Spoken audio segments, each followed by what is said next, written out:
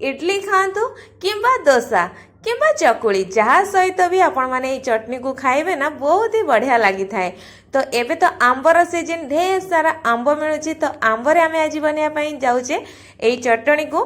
तो से मु दुईटा आंब को कौन करते ना तार चोपा छड़े भल भाव में छोट छोट करके काटी नहीं जहाँ फल कौन हम ना ग्राइंडिंग हाँपाई सुविधा हम। तो गोटे मिक्सी जार नहीं जीवा जो सब आंब को काटिकी रखिले ना ताकू देदेबा ताकू टिके भल फ्लेवर आने से दे दूची 4 ରୁ 5 कला रसुण खंडे अदा आउ टिके राग राग लगे गोटे कंचा लंका दे दूची। आपण अधिक नहीं पारे जदि खायापी पसंद करती अधिक राग आ सहित नहीं जाइए फाड़े पियाज को।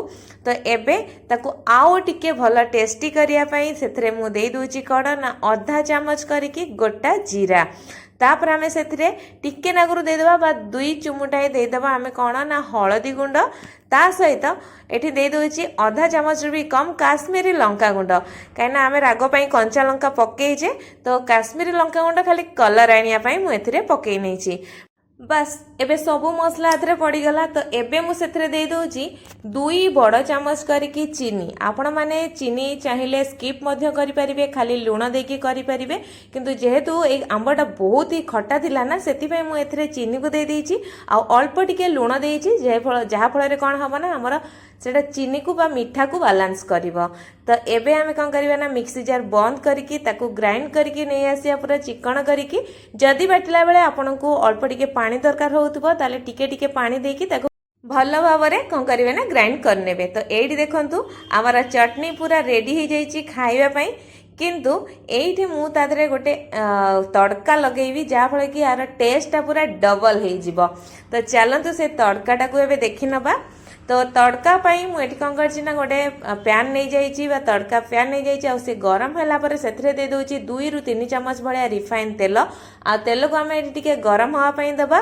देखो तो ये तेलटा गरम है मुझे कौन करना गोटे सुखिला लंका दे देची आउ 5 फुटण आधा चामच देची आपण चाहिए खाली जीरा और सोरिष को दे पारे।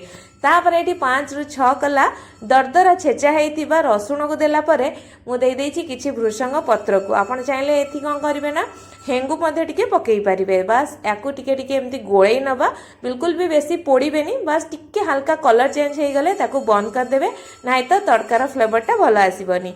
एबे आमे गैस बंद कला परे तड़काटा को सांगे सांग आमर चटनी रे दे देइछि।